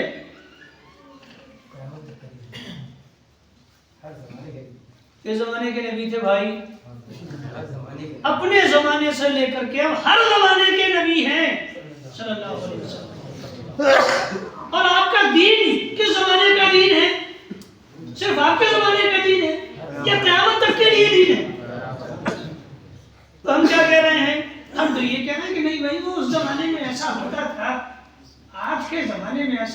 بہت زمانہ بدل گیا مولوی صاحب، آپ پتہ نہیں کون سی باتیں پرانی لے کر کے آتے ہیں، اب زمانہ بدل گیا ہے، کچھ الگ ہونا چاہیے۔ کیوں تمہیں الگ دین چاہیے، الگ شریعت چاہیے، الگ نبی چاہیے کیا؟ تو نبی رسول اللہ صلی اللہ علیہ وسلم کا امتیاز، آپ کی خاصیت، آپ کی خصوصیت یہ ہے کہ آپ ایک زمانے کے نبی نہیں، قیامت تک کے نبی ہیں۔ آپ کا دین کسی ایک زمانے کا دین نہیں، قیامت تک کے لیے ہر زمانے کا دین ہے، اور آپ کی کتاب قرآن مجید کسی ایک زمانے کی کتاب نہیں، ہر زمانے کے لیے اور قیامت تک کے لیے آنے والے چاہے کتنا ہی ماڈرن زمانہ کیوں نہ ہو جائے، ہر زمانے کے لیے یہ کتاب ہدایت ہے، اور رسول اللہ صلی اللہ علیہ وسلم کی سنت ہر زمانے میں سنت ہے۔ اور ہمارا یہ عقیدہ ہے کیا کہ نبی اکرم صلی اللہ علیہ وسلم کی سنت، آپ کی حدیث، آپ کا طریقہ، آپ کی سیرت کسی ایک زمانے میں سب سے بہتر طریقہ نہیں ہے، ہر زمانے میں رسول اللہ صلی اللہ علیہ وسلم کی سنت، آپ کی سیرت، آپ کا طریقہ ہر زمانے میں سب سے بہتر ہے۔ اسی لیے آپ کو ہر جمعے میں یہ بات یاد دلائی جاتی ہے کیا؟ وَخَيْرُ الْهَدْيِ هَدْيُ مُحَمَّدٍ صلی اللہ علیہ وسلم، سب سے بہتر طریقہ، راستہ، سیرت، ہدایت کس کی ہے؟ محمد صلی اللہ علیہ وسلم کی۔ ہر جمعے میں یہ بات آپ کو یاد دلائی جاتی ہے۔ لیکن صاحب زمانہ بدل گیا، تو اب یہ باتیں، یہ بھائی ہر زمانے کی بات ہے، اپنا دماغ درست کرو۔ تمہارا دماغ کسی اور زمانے کا ہوا جا رہا ہے، اسے ٹھکانے پر لاؤ، اور اگر یہ نہیں کرو گے پھر تمہارا کوئی ٹھکانہ نہیں رہے گا، اور مسلمان اسی لیے بے ٹھکانہ ہے، اس لیے کہ اسے ہر وقت کچھ نہ کچھ نیا چاہیے، تو نئے دین اور نئے شریعت اور نئے قوانین کی طلب بات ہمارے حضرات کو ہوتی ہے، لبرلز، ماڈرن، مسلم۔ تو بھائیو، نبی اکرم صلی اللہ علیہ وسلم کی سنت، طریقہ، سارے طور طریقوں، میں صدیقی ہوں، صدیقیوں کو ہمارے بنجارہ بھی کہتے ہیں، بنجارہ ہوں ایسا کہہ لیجئے، صدیقی ہوں، میری اپنی برادری کے کچھ رسم و رواج ہیں، لیکن میری برادری کے رسم و رواج رسول اللہ صلی اللہ علیہ وسلم کی سیرت، کردار، آپ کی سنت کے مقابلے میں ہیچ کوئی حیثیت نہیں رکھتا، ان کی کوئی وقت نہیں ہے، اور نہ ان میں رسول اللہ صلی اللہ علیہ وسلم کی سنت کے مقابلے میں کوئی خوبصورتی ہے۔ کس میں خوبصورتی ہے؟ رسول اللہ صلی اللہ علیہ وسلم کی سنت اور آپ کی ہدایت میں خوبصورتی ہے۔ میری اپنی برادری کے رسم و رواج سب ڈھیلے ڈھالے، خراب اور بدنما ہیں، ہو سکتے ہیں، کیوں؟ اس لیے کہ میں نے بنائے ہیں، میرے بڑوں نے بنائے ہیں، باپ دادا نے بنائے ہیں، اور باپ دادا کون تھے؟ اباؤں کا ناباؤں لا یعلمون شیئا، باپ دادا تو ایسے بھی تھے کہ ان کو کوئی جانکاری تھی نہیں، اس لیے انہوں نے بنا دیا۔ لیکن رسول اللہ صلی اللہ علیہ وسلم کے پاس تو ڈائریکٹ آسمان سے جانکاری آتی تھی، علم آتا تھا، تو رسول اللہ صلی اللہ علیہ وسلم کیا ہے؟ آپ کا جو طور طریقہ ہے وہ سب سے بہتر اور اچھا ہے، لہذا اسے بہتر اور اچھا سمجھنا چاہیے۔ تو بھائیو، آپ صلی اللہ علیہ وسلم سے محبت، رسول اللہ صلی اللہ علیہ وسلم سے محبت، یہ ایمان کا حصہ ہے، جز ہے، اور ہر زمانے کے لیے، کسی ایک دن کے لیے نہیں، اور اس کا لازمی تقاضا ہے رسول اللہ صلی اللہ علیہ وسلم کی اطاعت اور فرما برداری تمام شعبوں میں زندگی کے۔ تو ہمارا اٹھنا بیٹھنا، چلنا پھرنا، سونا جاگنا، شادی بیاہ، تجارت، کاروبار، سب رسول اللہ صلی اللہ علیہ وسلم کے مطابق ہونا چاہیے۔ لہذا وہ علم جو مسلمان کے لیے جاننا ضروری ہے کیا ہے؟ علماء نے لکھا ہے کہ ایک آدمی تجارت کرنا چاہتا ہے، کاروبار کرنا چاہتا ہے، تو اس کے لیے کیا ضروری ہے؟ یہ ضروری ہے کہ وہ یہ علم حاصل کرے کہ تجارت کیسے کرنی ہے، کون سی جائز ہے، کون سی ناجائز ہے، رسول اللہ صلی اللہ علیہ وسلم کا کیا طریقہ ہے، رسول اللہ صلی اللہ علیہ وسلم نے کس طرح کی تجارت سے منع فرمایا، رسول اللہ صلی اللہ علیہ وسلم نے کس طرح کی تجارت کی اجازت دی۔ حضرت عمر فاروق رضی اللہ تعالی عنہ ان کے بارے میں آتا ہے، اور جب وہ دور خلافت ان کا تھا انہوں نے اپنے یہاں بازاروں میں اعلان کرا دیا، ہمارے یہاں مارکیٹ میں کوئی بھی ایسا آدمی تجارت نہیں کر سکتا جسے احکام التجارہ معلوم نہ ہو، تجارت نہیں کر سکتا۔ سرکاری آدیش ہے، منڈی میں، مارکیٹ میں آدیش سرکاری یہ ہے کہ کسی ایسے آدمی کو کاروبار کرنے کی اجازت ہے ہی نہیں، ویلڈ نہیں ہے اس کی کمپنی، اس کا فرم، وہ خود کاروبار کرنے کے لیے، جب تک اسے تجارت کے شرعی احکام معلوم نہیں۔ ہم اور آپ ہوتے کتنے کاروباری ہیں بھائیوں؟ سب کاروباری ہیں، ہے جانکاری ہمیں شرعی احکامات کی؟ نہیں۔ تو عمر فاروق کے زمانے میں ہوتے تو ساری دکانوں پہ تالا لگا ہوتا اور ساری دکانیں سید ہو گئی ہوتی، اور مدرسے میں آپ حضرات حاضری دے رہے ہوتے، مولوی صاحب کے سامنے بیٹھے ہوتے، ابھی جیسے پکڑ پکڑ کے لاؤ، کوئی آنا نہیں چاہتا، اور بڑی محنتیں کرنی پڑتی ہیں دینی پروگراموں میں لانے کے لیے۔ جب دکانیں بند ہو جاتی تو سب دوڑے بھاگے پھرتے مولوی صاحب کے پاس، ہر وقت نور بھائی کے پاس بیٹھے رہتے، احکام تجارت سکھلا دیجئے تاکہ پروانہ مل جائے، اجازت مل جائے۔ تو بھائیوں، جب تجارت کرنے چلو تو تجارت کے احکامات جاننا ضروری، اور نکاح کرنے چلو تو پھر نکاح کے احکامات جاننا ضروری۔ شوہر بیوی کے درمیان کیا جائز ہے، کیا ناجائز ہے، سب حضرات یہاں بیٹھے ہوئے ہیں، بات اشاروں میں ہے، اور اس مسئلے پر الگ الگ گفتگو ہونی چاہیے۔ لیکن شوہر و بیوی کے درمیان کیا جائز ہے، کیا ناجائز ہے، یسألونک عن المحیض قل هو اذی، آیت شریفہ ہے سورہ بقرہ کی 56 پارے میں، اس کو پڑھیے، سمجھیے، ہمارے بہنیں بھی دیکھیں اس آیت شریفہ کو، اور ہمارے جو مرد حضرات یہاں بیٹھے ہیں وہ بھی اس آیت کو دیکھیں اور اس کا ترجمہ کریں۔ میں پبلکلی اس آیت کا ترجمہ اور اس کی تفسیر نہیں کر رہا، لیکن یہ کہ آپ حضرات جن کی شادیاں ہو گئی ہیں، ہونے والی ہیں، وہ سمجھیں یہ آیت شریفہ خصوصی تعلقات کے بارے میں قانون بیان کر رہی ہے۔ کیا قانون بیان کر رہی ہے؟ یسألونک عن المحیض قل هو اذی فاعتزلوا النساء فی المحیض، اور اسی قبیل کی ایک آیت جو شوہر بیوی کے درمیان تعلقات کی حد بندی کرتی ہے، قوانین بتاتی ہے، کیا جائز ہے کیا ناجائز ہے، سکھلاتی ہے۔ نساؤکم حرث لکم فاتوا حرثکم انا شئتم، یہ دو آیتیں تمام شادی شدہ افراد قرآن شریف میں با ترجمہ، قرآن شریف میں با تفسیر، قرآن شریف میں اپنے طور پر پڑھیں، دیکھیں، سمجھیں۔ جن کی شادیاں ہو گئی ہے وہ بھی، جن کی ہونے والی ہے وہ بھی، سمجھ میں آئے گا کہ شوہر بیوی کے درمیان تعلق کون سا روا ہے، کون سا روا نہیں ہے۔ ہمارے یہاں مسلمانوں میں موبائل نے ایسی بے حیائیاں اس راستے سے بھی پھیلا دی ہیں الیاذ باللہ، جن کا تصور کوئی شریف انسان کر نہیں سکتا۔ تو آپ حضرات سمجھدار ہیں، تو بہرحال نکاح کرنے چلے تو اس کے احکامات جاننا ضروری ہے آپ کے لیے۔ نماز واجب ہے آپ پر تو نماز کے احکامات جاننا ضروری ہے۔ نماز کے لیے کتنی شرطیں ہیں بھائیو؟ نماز کی کتنی شرطیں ہیں نماز کے لیے؟ 14۔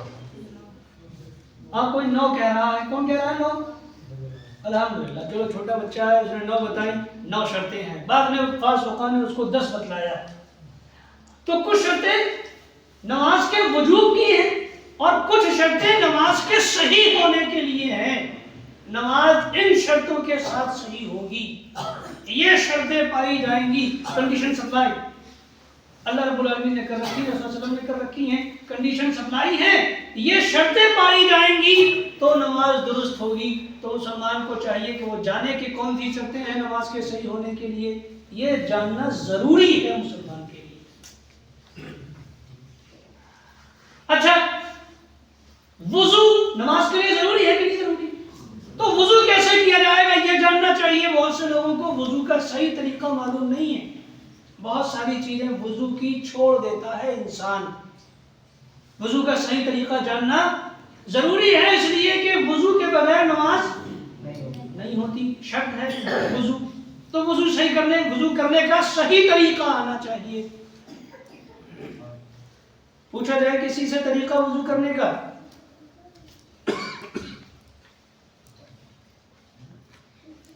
دیکھو عام طور پر وضو میں جو چیزیں چھوڑ دی جاتی ہیں وہ میں آپ کو بتا دوں طریقہ پورا. آپ حضرات یہاں علماء کرام ہیں وہ آپ کو بتائیں گے. دیکھیں وضو میں داڑھی کا خلال بھی کرنا رہتا، یہ بھی سنت ہے. یوں آپ پانی لے کر کے داڑھی میں ایسے کریں، یہ کیا ہے؟ خلال کہتے ہیں اس کو داڑھی کا، یہ سنت ہے. ایسے انگلیوں کا خلال بھی، یہ انگلیوں کا خلال بھی کیا ہے؟ سنت. پیروں کی انگلیوں کا خلال بھی کیا ہے؟ آپ اس انگلی سے پیروں کی انگلیوں کا خلال یوں یوں یوں یوں کریں، یہ کیا ہے؟ سنت ہے. مولوی صاحب وضو میں ہے کہ نہیں؟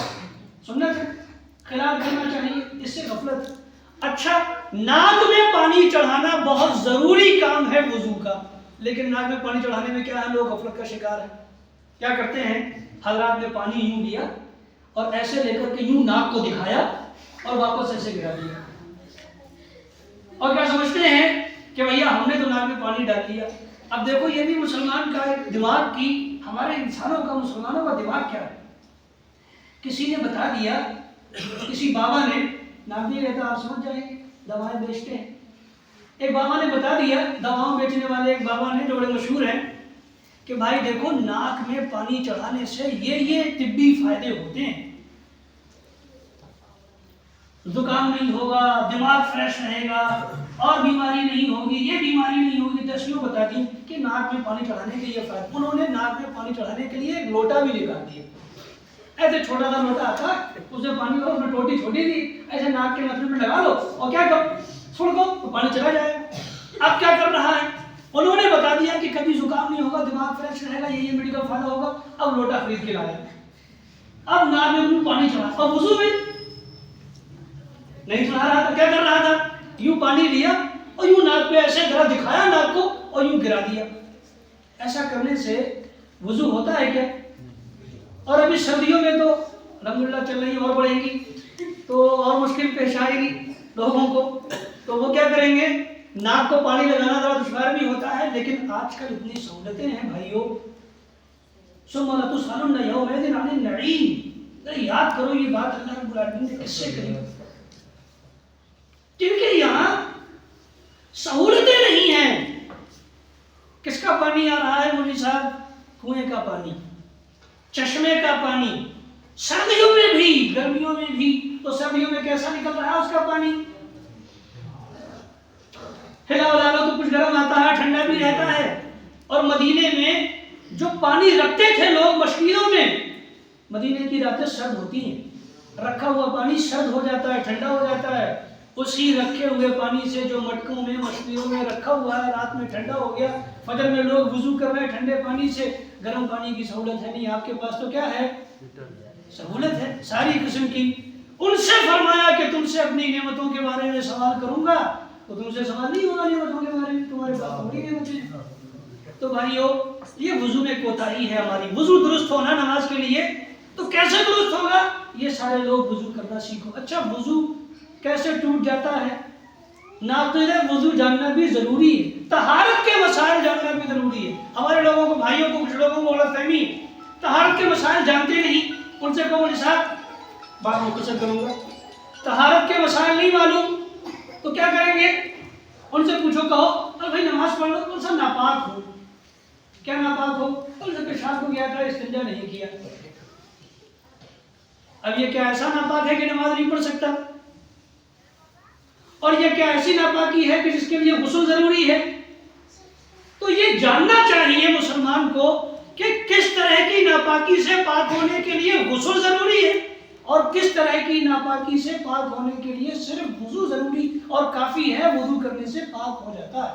ایک آدمی نے پیشاب کی، استنجا نہیں کر سکا یا کر لیا، اب اسے نماز کا وقت ہو گیا تو کیا کرے؟ نہانے چلا جائے اور نہائے بغیر نماز نہ پڑھے. جیسے ہمارے یہاں نوجوانوں میں عام طور پر یہی دکان پہ کوئی بیٹھا ہوا ہے، اس سے کہو ارے بھائی چلو نماز پڑھ لو. اب سب ناپاک ہو. کیا ناپاک ہو؟ پیشاب کر لیجیے مولوی صاحب، اب نماز پڑھنے نہیں آ رہا. تو بھائیوں اس سے پاک ہونے کا ذریعہ یہ ہے کہ آپ ٹوائلٹ میں جائیے اور اپنی شرمگاہ کو دھلیے. اگر کہیں پیشاب لگنے کا کپڑے پر اندیشہ تھا، اس کپڑے کو دھل لیجیے، وضو کریے، آپ پاک ہو گئے، نماز پڑھیے. عجیب تو نہیں لگ رہی نا بات؟ نئی بات تو نہیں لگ رہی؟ ایسا نہیں کہ مولوی صاحب کو نئی بات بتا کے چلے گا یہ تو الگ ہی دین چل رہا ہے، ایسی کوئی بات نہیں بھائیو، یہ صحیح بات ہے۔ پیشاب سے پاک ہونے کے لیے نہانا ضروری نہیں، ہمارے بعض لوگ سمجھتے ہیں غلط فہمی کا شکار۔ ہاں البتہ جہاں لگی ہے پیشاب اس کا دھلنا ضروری ہے، یہ صحیح بات ہے۔ تو بہرحال طہارت کے مسائل جاننا ضروری ہے، طہارت کے مسائل جانتے تو بچوں کی بات یہ چل رہی ہے کہ کون وہ علم جس کا حاصل کرنا ضروری ہے۔ اب جنازے کی نماز پڑھے گا، جنازے کی نماز پڑھتے ہیں نہیں پڑھتے؟ پڑھتے ہیں۔ کیا پڑھتے ہیں جنازے کی نماز میں؟ اب جتنے لوگ ہیں جنازے کی نماز میں اکثر لوگ پیچھے جا کے خالی یوں کھڑے رہتے ہیں۔ امام صاحب نماز پڑھ رہے ہیں، یہ بیچارہ جو ہے اللہ اکبر خالی کرے گا اور سلام پھیرے گا اور چلا آئے گا۔ وہ کیا کر کے جنازے کی نماز پڑھتے گا؟ کیا پڑھا جنازے کی نماز؟ وہ تو معلوم نہیں، امام صاحب پڑھ رہے تھے۔ تو بھائی امام صاحب نے پڑھی، تم نے کیا پڑھا جنازے کی نماز میں؟ تو جنازے کی نماز کا طریقہ معلوم ہے؟ کتنی تکبیریں ہیں جنازے کی نماز میں؟ 16 تکبیریں۔ کوئی کہہ رہا ہے صحیح جواب ہے، صحیح جواب ہے کیا 16 تکبیریں؟ 4 تکبیریں عام طور پر نماز جنازہ میں ہوتی ہیں، اور ترتیب کیا ہے؟ سورہ فاتحہ، پھر کوئی سورت، قل اللہ احد، پھر اللہ اکبر، پہلے اللہ اکبر کہہ کے سورہ فاتحہ، قل اللہ احد، پھر اللہ اکبر، تکبیر کہی جائے گی، پھر درود شریف، اور پھر اللہ اکبر کہا جائے گا۔ پھر نماز جنازہ کی جو دعا ہے، 2 دعائیں ہیں اور کئی دعائیں ہیں، مشہور 2 دعائیں ہیں، ان میں سے کوئی دعا یا دونوں دعا پڑھی اور لوگوں کو یاد نہیں، اس لیے خالی ہونٹ ہلا کے چلے آتے ہیں۔ تو بھائیو جیسے آپ کسی کے جنازے میں ہونٹ ہلا کے چلے آ رہے ہو، کوئی آپ کے جنازے میں ہٹا کے چلا آ رہے ہو ہونٹ، تو ایسا نہ کرو۔ یہ ضروری ہے کہ آپ ان چیزوں کو سیکھو، ایسے تمام مسائل۔ اب ایک اور آخری بات کر کے بات ختم کروں گا۔ شیطان انسان کا سب سے بڑا دشمن ہے، تو دشمن سے بچنے کی تدبیر معلوم ہونی چاہیے کہ نہیں ہونی چاہیے؟ اس کے ہتھ کنڈے معلوم ہونا چاہیے کہ وہ کیسے کر کے بہکاتا ہے انسان کو، اور تدبیر کیا ہے اس سے۔ ہمارے یہاں انسان بعد میں گھومتا ہے، کب گھومے گا؟ بعد میں۔ مولوی صاحب اس پہ لگ رہا ہے کچھ جادو ہو گیا ہے، کچھ پھونک پھاک دو، کچھ اس کا علاج کر دو، یا جنات کا اس پہ اثر ہو گیا ہے، سایہ ہو گیا ہے، اور ایسا ہو گیا ہے، بعد میں پریشان گھومے گا، پہلے نہیں کرے گا تدابیر۔ تو رسول اللہ صلی اللہ علیہ وسلم نے شیطان سے بچنے کی تدابیر بتلائی۔ اور یہ یاد رکھو بھائیو، ہمارے یہاں خواتین میں جو شرک زیادہ پایا جاتا ہے، خواتین میں جو زیادہ شرک پایا جاتا ہے، وہ کس بنیاد پر؟ انہی جنات سے، شیاطین، جادو ٹونا، نظر بد، انہی تمام چیزوں کے حوالے سے شرک زیادہ پایا جاتا ہے۔ شیطان انہی کو لے جاتا ہے مختلف قسم کے باباؤں کے پاس، اور ان سے جو ہے وہ طرح طرح کے علاج ان سے کرواتا ہے اور پھر شرک میں مبتلا کر دیتا ہے۔ تو جانکاری نہیں، شیطان سے بچنے کی ہر ممکن کوشش اعوذ باللہ کثرت سے پڑھتے رہو، استغفر اللہ پڑھتے رہو، سوتے وقت کی دعائیں پڑھو، سونے سے اٹھنے کی دعا پڑھو، گھر سے نکلنے کی دعا پڑھو، کہیں جاؤ کسی نئی جگہ وہاں جاتے ہی دعا پڑھو۔ رسول صلی اللہ علیہ وسلم کی حدیث ہے، آپ نے فرمایا جو آدمی کسی نئی جگہ، کسی جگہ ٹھہراؤ کرے، قیام کرے، اور وہاں اتر کر کے دعا پڑھ لے، کون سی دعا پڑھ لے؟ اعوذ بکلمات اللہ التامۃ من کل شر ما خلق، تو جب تک وہ اس جگہ رہے گا کوئی بھی چیز اسے نقصان نہیں پہنچا سکتی، نہ جن، نہ شیطان، نہ سانپ، نہ بچھو، کوئی چیز مضر مخلوق اسے نقصان نہیں پہنچا سکتی جب تک وہ اس جگہ پر رہے گا، اگر اس نے یہ دعا پڑھی ہے۔ یہ رسول صلی اللہ علیہ وسلم کی حدیث ہے۔ فرمایا جب انسان گھر سے نکلتا ہے نا، اور گھر سے نکلنے کی دعا پڑھ لیتا ہے، تو جتنے شیطان تان میں بیٹھے ہوتے ہیں سب ایک دوسرے سے کہنے لگتے ہیں بھائیو اب اس پہ اپنا زور نہیں چل سکتا، یہ تو محفوظ ہو گیا، اس پر اپنا کوئی زور نہیں چلے گا۔ تو گھر سے نکلنے کی دعا کیا ہے؟ یہ ایک اور دعا ہے اس کے ساتھ، اللہم انی اعوذ بک ان اضل او اضل او اذل او اضل او اظلم او اظلم او اجہل او یجہل علی، یہ بھی دعا ہے۔ تو یہ دعا بھی پڑھیں تو انشاءاللہ العزیز۔ اس طرح سے بیت الخلاء میں جانے کی دعا، فرمایا بیت الخلاء میں شیطان اور انسان کی شرمگاہ سے کھلواڑ کرتا ہے، لیکن دعا پڑھیں تو محفوظ، تو بیت الخلاء میں جانے کی دعا، نکلنے کی دعا، یہ ساری چیزیں سیکھنے اور اپنے بچوں کو سکھانے کی ضرورت ہے۔ یہاں پر ابا جان بیٹھے ہوئے ہیں اور مائیں بھی ہیں، مائیں بہنیں بھی ہیں، پھوپھیاں ہیں، چاچیاں ہیں اور خالائیں ہوں گی، اور ہمارے یہاں چاچا پھوپھا خالو ہیں، ابا ہیں۔ بچے جب ہمارے بستروں پر آئیں یا آپ کو کچھ اور ہو تو ہمارے یہاں بچوں کے ہاتھ میں کیا پکڑا دیا جاتا ہے؟ موبائل پکڑا دیں۔ ان کو سوتے وقت جیسے پہلے زمانے میں دادیاں کہانی سناتی تھیں، ویسے آپ انہیں انبیاء کی کہانیاں سناؤ۔ ماں کو چاہیے، ابا جان کو چاہیے سوتے وقت اپنے بچوں کو کس کی کہانی سنائیں؟ انبیاء کی۔ آدم علیہ السلام کی کہانی سناؤ، حضرت نوح کی کہانی سناؤ، واقعہ سچا واقعہ سناؤ حضرت ابراہیم کا اور دیگر انبیاء کا، صحابہ کرام کے واقعات سناؤ۔ یہ جو ہے ہمارے یہاں کہانی سننے کا شوق لے ڈوبا ہے انسان کو، اور یہ کہانی سننے کا شوق ہی ہے جو فلموں تک لے جاتا ہے اور ڈراموں تک لے جاتا ہے۔ آپ کے یہاں ریئل ہیروز پائے جاتے ہیں، ان کی کہانیاں، صحابہ کرام کی کہانیاں جو ہے اپنے بچوں کو سناؤ، خود بھی جانو، اپنے بچوں کو بھی یاد ان کو سناؤ، تو اچھی کہانیاں سنیں گے، تربیت بھی انشاءاللہ ان کی اچھی ہوگی اور اچھی تعلیم ہوگی اور اچھے نہج پر جائیں گے۔ بات اپنی ختم کر رہا ہوں۔ بہرحال جو کام آپ کرنے چلیں، زکوٰۃ دینے جا رہے ہیں تو اب زکوٰۃ کے مسائل کا جاننا ضروری، حج کرنے جا رہے ہیں تو حج کے مسائل کا جاننا ضروری، تجارت کرنے جا رہے ہیں تو تجارت کے مسائل کا جاننا ضروری، اور چونکہ نماز ہر وقت فرض ہے اور ہر آدمی پر فرض ہے، لہذا نماز کے احکامات جاننا ہر آدمی کے لیے ضروری، طہارت کے مسائل جاننا ضروری، اور طہارت سے نجاست کے، حدث کے مسائل جاننا، پاکی کے مسائل کا جاننا ضروری، یہ سب تمام مسائل جاننا جو ہے وہ ضروری ہے۔ اللہ کی معرفت ضروری، رسول اللہ صلی اللہ علیہ وسلم کی معرفت ضروری، دین کی معرفت ضروری، یہ ساری باتیں ان کا جاننا ضروری ہے، کیونکہ قبر میں آپ سے یہ کہا جائے گا کہ بتلاؤ ان کے بارے میں، اور اگر نہیں بتلا سکے تو سوال یہ ہے کہ تم نے جانا کیوں نہیں۔ لہذا آپ تین باتیں بنیادی طور پر، ایک تو اللہ کی معرفت، دین کی معرفت اور رسول اللہ صلی اللہ علیہ وسلم کی معرفت۔ آگے انشاءاللہ اس کے حوالے سے گفتگو رکھی جائے گی۔ آخر میں اللہ رب العالمین سے دعا ہے کہ الہی جو کچھ کہا گیا اس کو سمجھنے، عمل کرنے کی توفیق عطا فرما، آمین۔ میں نے آپ حضرات سے ایک بات ابھی کہی، سب حضرات ذرا مجھے اپنا ارادہ بتلائیں، مائیں بھی، مائیں بہنیں بھی اور آپ حضرات بھی، کیا اپنے بچوں کو انبیاء اور صحابہ کے واقعات سنانے کا اہتمام کریں گے؟ انشاءاللہ کریں گے، انشاءاللہ۔ اور جو دوسری باتیں کہی گئی رسول صلی اللہ علیہ وسلم کی محبت اور اس کے تقاضے، یعنی آپ کی اطاعت، آپ کے طور طریقے کو سب سے بہتر سمجھنے کے حوالے سے، اس کو بھی انشاءاللہ اپنی زندگیوں میں لائیں گے انشاءاللہ۔ اللہ رب العالمین کہنے سننے سے زیادہ عمل کی توفیق عطا فرمائے، آمین۔ وآخر دعوانا الحمدللہ رب العالمین۔